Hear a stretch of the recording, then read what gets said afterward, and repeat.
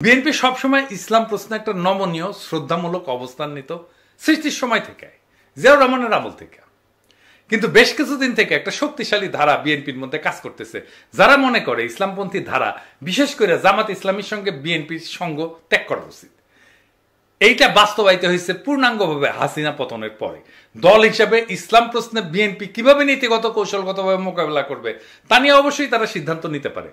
কিন্তু একটা জিনিস বুঝতে হবে, বাংলাদেশের সবাইকে, যারা রাজনীতি করতে চায়, যারা ভবিষ্যতের রাজনীতি করবে, সবাইকে, সেটা হইতেছে আদর্শগত মর্মের দিক থেকে বাংলাদেশের বর্তমান এবং আগামী রাজনীতির নির্ধারক হচ্ছে ইসলাম প্রশ্ন। এটাকে এড়ায় যাওয়ার উপায় নাই, যেভাবেই বলেন না কেন এটাকে এড়ায় যেতে পারবেন না।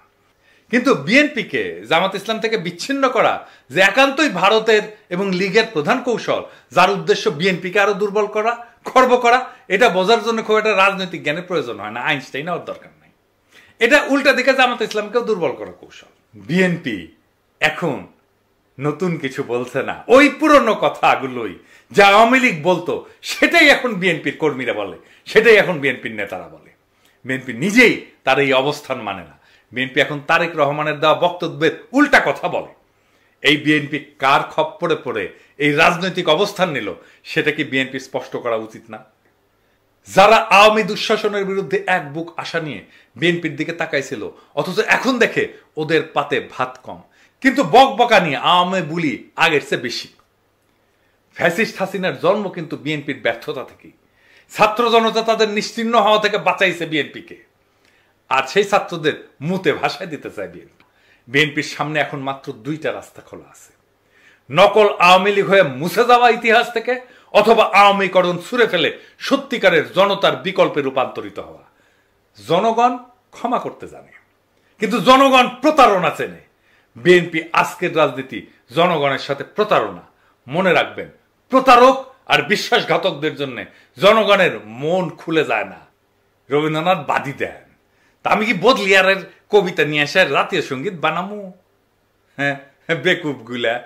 আমি তো ইকবালের কবিতা পছন্দ করি, তো আল্লামা ইকবালের কবিতা নিয়ে এসে কি আমি বাংলাদেশে জাতীয় সঙ্গীত বানাবো? হ্যাঁ, ফাইনালি ইসলাম প্রশ্নে বিএনপি ইন্ডিয়ার যেটা প্রজেক্ট, সেই প্রজেক্টের মধ্যে যা ঢুকেছে। আজেন এটা একটু বুঝে দেখি। বিএনপি সবসময় ইসলাম প্রশ্নে একটা নমনীয় শ্রদ্ধামূলক অবস্থান নিত সৃষ্টির সময় থেকে, জিয়াউর রহমানের আমল থেকে।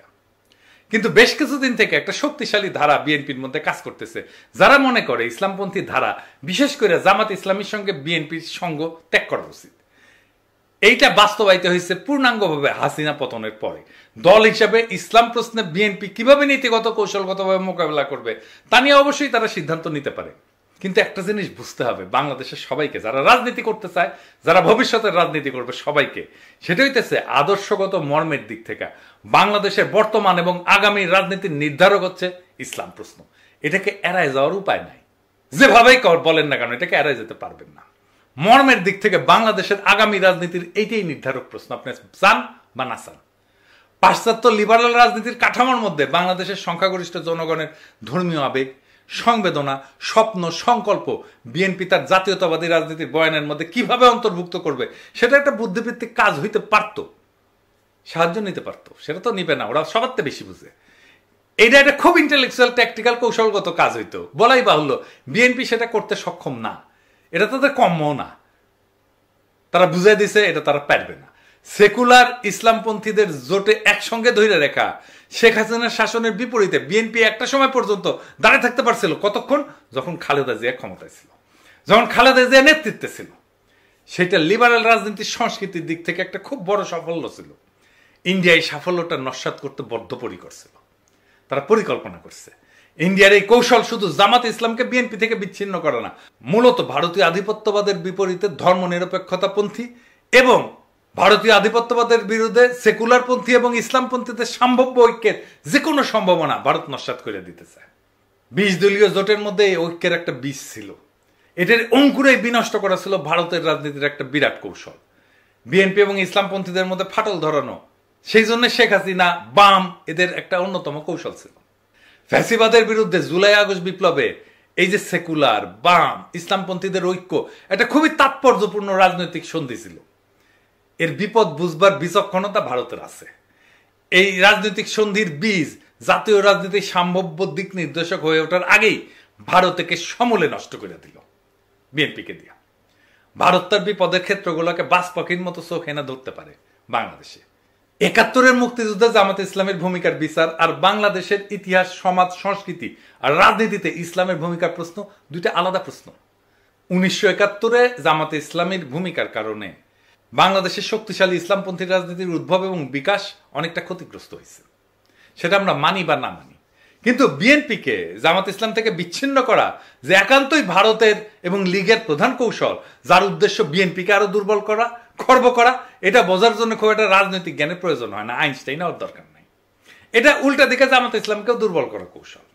আমি মুক্তিযুদ্ধের চেতনার প্রশ্নে তারেক রহমানের একটা পুরনো সাক্ষাৎকার দেখাই, যখন খালেদা জিয়া বিএনপির প্রধান, যখন খালেদা জিয়ার নেতা, সেই সময় বিএনপি আসলে মুক্তিযুদ্ধ প্রশ্নে কি স্ট্যান্ড নিত। আমি এই সাক্ষাৎকারটা সাপ্তাহিক ২০০০-এ প্রকাশিত হয়েছে, ২০০১ সালের ১৭ই আগস্ট। এইটা পরে জনগণের মুক্তিযুদ্ধ চেতনার স্বরূপ সন্ধান এই নামে আহমেদ মুসা সম্পাদনা করে আর একটা বই বের করে। বিএনপি এখন নতুন কিছু বলছে না, ওই পুরনো কথাগুলোই যা আওয়ামী লীগ বলতো সেটাই এখন বিএনপির কর্মীরা বলে, সেটাই এখন বিএনপির নেতারা বলে। বিএনপি নিজেই তার এই অবস্থান মানে না। বিএনপি এখন তারেক রহমানের দেওয়া বক্তব্যের উল্টা কথা বলে। এই বিএনপি কার খপ্পরে পড়ে এই রাজনৈতিক অবস্থান নিল, সেটা কি বিএনপি স্পষ্ট করা উচিত না?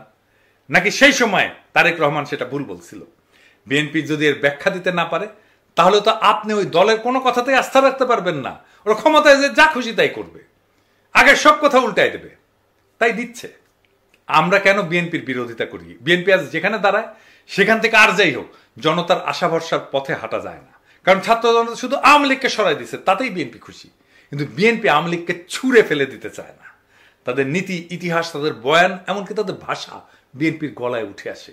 জিয়া যে রাষ্ট্রপতির শাসন ব্যবস্থার কথা বলছিলেন, বিএনপি আবার সংসদীয় ব্যবস্থা বন্ধ না করে। যে জিয়া ৭২-এর সংবিধানকে বাতিল করে দিছিল, এখন সেই বিএনপি ৭২-কে রক্ষার কথা বলে।